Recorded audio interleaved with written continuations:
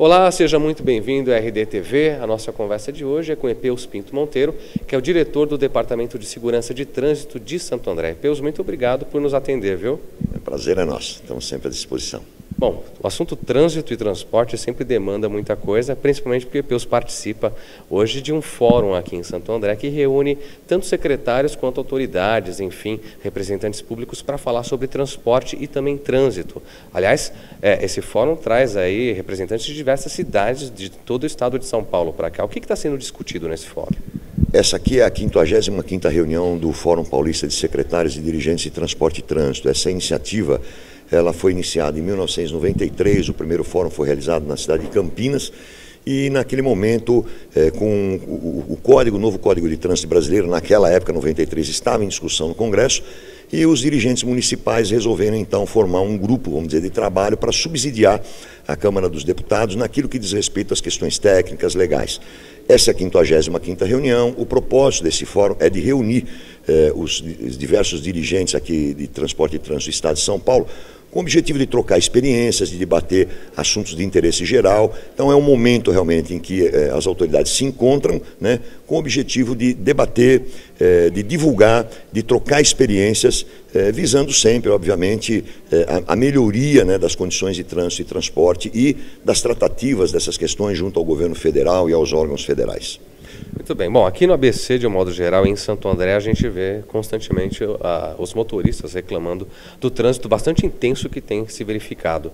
Como é que Santo André tem se preparado, você principalmente junto à Secretaria de Trânsito, para tentar minimizar esse impacto? Já se falou no passado em termos de rodízio para tentar resolver essa questão. Hoje não sei em que pé que está essa discussão de rodízio, mas como é que a Prefeitura de Santo André enxerga uma solução a curto e médio prazo?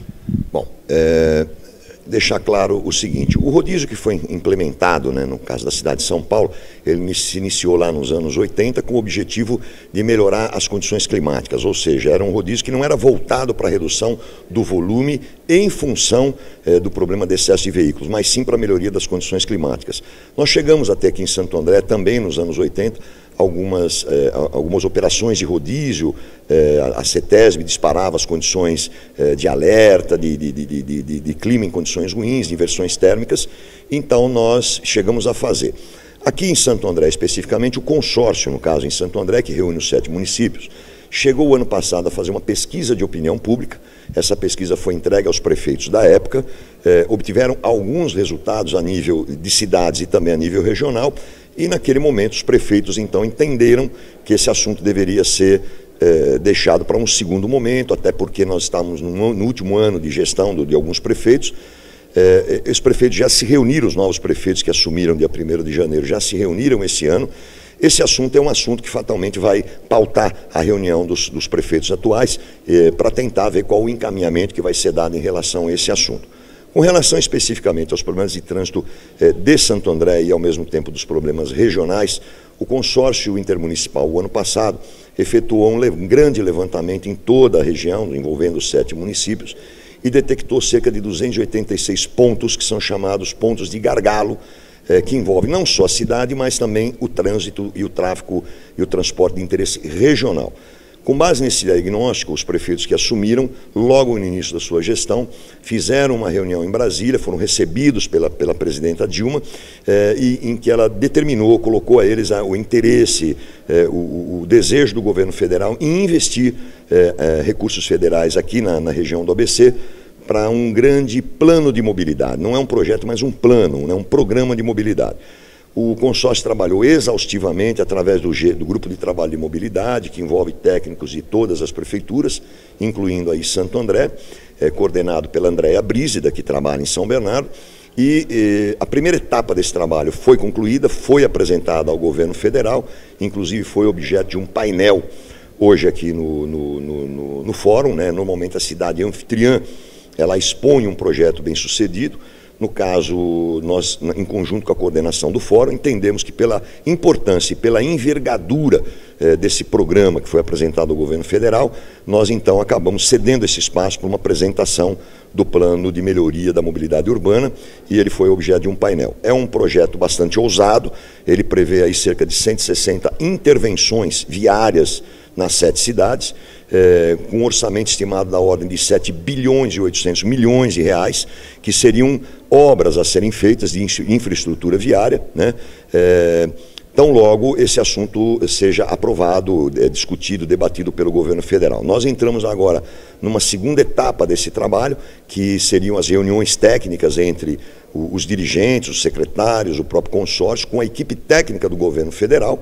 A ministra Miriam Belchior esteve aqui a semana retrasada, sinalizou que essa primeira etapa que foi apresentada, ela está bastante objetiva e bastante consistência, e esse assunto agora passa a ser, então, objeto de várias reuniões técnicas que vão acontecer para obedecer todo aquele trâmite legal para análise e, eventualmente, aprovação do projeto. Nós estamos bastante otimistas. Com relação a projetos de longo prazo, esse seria o mais importante, é um momento ímpar. A região nunca teve oportunidade de poder debater esse assunto de forma regional e tão ampla. Com relação aos problemas que nós chamamos de microintervenções viárias, o departamento faz isso de forma permanente, às vezes com uma regulagem do controle semafórico, às vezes com pequenas alterações de geometria, mas sempre é bom lembrar que boa parte, a grande maioria desses problemas acontecem porque nós atingimos o nosso índice, vamos dizer assim, de saturação viária. Toda via tem uma capacidade, e quando o volume da via atinge a capacidade, até um pouco antes de atingi-la, isso gera congestionamento. Não há solução de microengenharia de tráfego para resolver problemas de aumento de capacidade viária que não sejam obras estruturais do sistema viário. Em Santo André você falou bastante da questão regional, que é bem importante, mas em Santo André especificamente, o que a gente pode citar de obras que devem mudar de uma forma bastante efetiva e melhorar o trânsito para quem trafega aqui nas ruas da cidade, principalmente na região central, que é onde existe o maior problema, né? Olha, dentro desse programa, vamos dizer, de melhoria da infraestrutura da mobilidade para o transporte urbano, há um conjunto de obras, um total de 160 obras.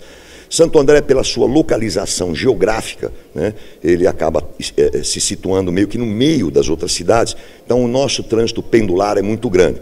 Não que Santo André tenha sido privilegiado com quantidade de obras por qualquer motivo, é que do ponto de vista da elaboração desses planos, essas obras todas, elas têm uma ligação, uma conexão que precisa ficar claro o interesse regional e principalmente a melhoria do transporte público. Então, nós não temos esses projetos ainda detalhados, eles estão definidos aí do ponto de vista de 6 grandes eixos, vamos dizer, seria o eixo leste-oeste, pegando a Avenida dos Estados, norte e sul, mas há um conjunto de obras que passa aí por duplicações de viaduto, alargamento de viaduto, construção de novas marginais.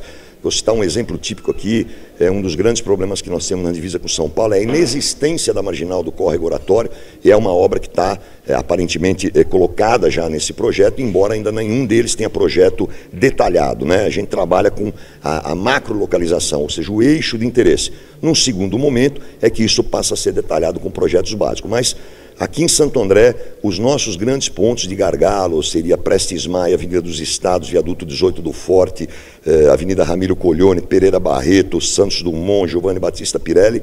Boa parte, quase que a totalidade dos nossos corredores estão com obras previstas de melhoria para a condição da mobilidade urbana.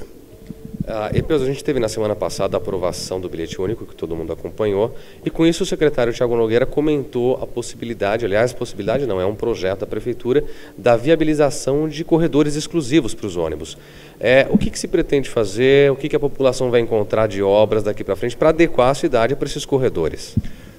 É importante frisar o seguinte: o governo federal editou uma lei, que é a Lei Nacional de Mobilidade Urbana. Essa lei, a partir de 2014, ela cria novas condições para o uso do espaço viário. Até então, no Brasil, se abria uma via e se destinava uma parte dela para estacionamento, para veículo, para pedestre. Hoje isso mudou, né? A divisão da ocupação do viário, ela, por força de uma lei federal, ela passa a ser, a partir de 2014, obrigatoriamente, ela tem que ter uma divisão equitativa. Isso significa, na prática, que nós temos que ter, ao longo de uma via que vai ser aberta ou ampliada, há que se colocar de forma bastante clara o espaço destinado ao pedestre, o espaço destinado ao transporte público e, com prioridade, o espaço destinado ao transporte cicloviário, o espaço destinado aos veículos. Especificamente com relação a esses corredores, muito provavelmente o que o Thiago estava mencionando é que dentro desse conjunto de obras que está sendo debatido e discutido junto ao governo federal, não existe uma única obra que vai ser feita, e nem poderia ser, porque o governo federal, a partir da edição dessa lei, não libera nenhum centavo para qualquer obra de infraestrutura de viária que não seja claramente definido e explicitado e demonstrado a melhoria do transporte público. As condições de tráfego, veja bem, elas estão aí, elas são resultantes de uma matriz que foi implementada no Brasil nos anos 50, uma política de priorização do transporte individual, né, sobre o transporte público, e é isso agora que está sendo mudado na nova lei de mobilidade, com o objetivo, não digo de restringir, mas de priorizar o transporte público. Então, este conjunto de obras que eventualmente vai ser executado com a implementação desse plano, ele prevê a priorização do transporte coletivo, quer seja através de faixas exclusivas, de corredores, de canaletas segregadas, incluindo também o transporte cicloviário. Você citou um ponto importante que é o transporte cicloviário, até porque São Paulo, que é uma gestão também do PT, com Fernando Haddad, tem feito a experiência das ciclofaixas na Avenida Paulista, região central. Santo André, já vislumbra um projeto desse para curto prazo? Sim, não só já vislumbra, como já começou, já iniciou, já deu pontapé inicial para isso. Nós temos que definir, quando a gente fala de transporte cicloviário, duas condições. Um deles é o uso para o lazer, que é o que acontece aos domingos em São Paulo, com uma rede de ciclofaixas exclusivas, né, para o uso da bicicleta como um equipamento de lazer. A outra questão é como modal de transportes. Então, no caso de Santo André, o prefeito Carlos Grana e o nosso secretário, o Coronel Navarro, nos determinou, obviamente, nós vamos iniciar um plano, que é o Plano Diretor de Mobilidade, em cumprimento, inclusive, a leis federais. Nós temos que desenvolver o plano de mobilidade, e dentro do Plano Diretor de Mobilidade, nós temos um subplano, que seria o Plano Diretor Cicloviário, que vai deixar bastante claro quais são os nossos eixos, quais são as nossas ligações para o transporte cicloviário, mas como modal de transporte. Do ponto de vista do lazer, isso já foi iniciado. Nós fizemos essa semana, na segunda-feira, o primeiro passeio noturno com um grupo de pessoas que se reúnem semanalmente e andam à noite de bicicleta, mas deixar claro que isso é lazer. Foi a primeira vez que esses grupos tiveram o apoio de uma administração. O prefeito Carlos Grana determinou que a gente se engajasse nisso, de comum acordo definimos um percurso. A experiência foi muito bem sucedida, né? Eu acho que atitudes e ações dessa natureza acabam por sensibilizar também a população para as vantagens e obviamente, permitir que haja um convívio, né, ainda que seja escoltado, um convívio mais harmônico, que é tranquilamente possível conviver com a bicicleta como elemento de lazer. O resultado foi tão positivo, nós estávamos esperando cerca de 50 a 60 pessoas, tivemos a adesão de 130 participantes. Ontem fizemos uma reunião de avaliação com os coordenadores desses grupos, essas ONGs, e já marcamos um próximo passeio para a próxima quarta-feira, às 20h30, com saída ali do Espelho d'Água do Paço Municipal. Temos também uma data já pré-agendada para o dia 9 de junho, que é um domingo, que a gente pretende fazer, ainda não está confirmado, pretendemos fazer um passeio aqui no 2º subdistrito, né, promover um passeio ciclístico, esse sim, já também de lazer, mas já envolvendo pessoas menos experientes. Esses passeios noturnos, eu só gostaria de ressaltar, ele é aberto à população, mas ele não se destina a crianças. Normalmente num passeio ciclístico você tem o pai com criança. Esse tipo de passeio noturno são assim, as pessoas têm o mínimo de experiência, devidamente equipados, com capacete, com luzes, embora haja escolte o apoio da administração para isso também. Epeus, a gente vai encerrar agora, um assunto não é dos mais agradáveis, mas é uma demanda da população, dos nossos leitores, a questão dos radares em Santo André. Como é que a Prefeitura tem visto essa questão? Quer dizer, a gente deve ter mais radares pela frente, deve existir alguma regulamentação no sentido de que os radares tenham uma função mais efetiva, no sentido de coibir situações complicadas, o mau comportamento do motorista, ao invés de a gente voltar a alguns tempos que a gente já teve no passado, em que a população até chegou a classificar como indústria de multa? Olha, a gente precisa entender o seguinte, o trânsito no Brasil, ele mata em uma quantidade descomunal, um flagelo nacional. São cerca de 50 mil pessoas por ano que são vítimas de acidentes de trânsito, vítimas fatais, e 350 mil pessoas anualmente que ficam feridas com sequelas gravíssimas por conta disso. O radar, ele não pode ser visto como um elemento que está lá de indústria da multa. O que existe, nesse caso, é a indústria da infração. O equipamento é equipamento metrológico. Se a pessoa passa acima do limite de velocidade, ela está colocando em risco a vida dela e a vida de terceiros. Então, o equipamento está lá para garantir a segurança do trânsito. Não só para aquele condutor, mas para as pessoas que passam naquela via. Obviamente, as pessoas não gostam porque não estão habituadas à fiscalização, né? Isso veio com o novo Código de Trânsito, mas te garanto que os radares em Santo André obedeceram um grau, vamos dizer, de objetividade para sua instalação, dentro de padrões científicos, pautado com base no banco de dados de acidentes. Agora, dizer a fiscalização eletrônica ela vai ampliar. A fiscalização eletrônica não é um dispositivo que se usa de forma estática. Ela acompanha, vamos dizer assim, na medida em que surjam novos pontos críticos, esses equipamentos, nós vamos lançar a mão deles, porque é a forma que nós temos de garantir a vida da população, não só do ocupante do veículo, mas daqueles que porventura transitam na via.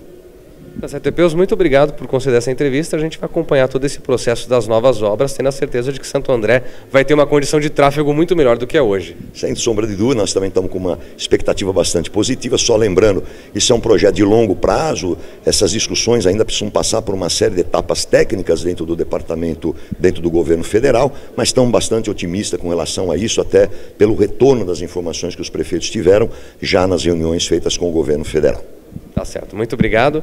Muito obrigado a você que nos acompanhou. Outras entrevistas estão disponíveis para você em nosso site, reporterdiario.com.br.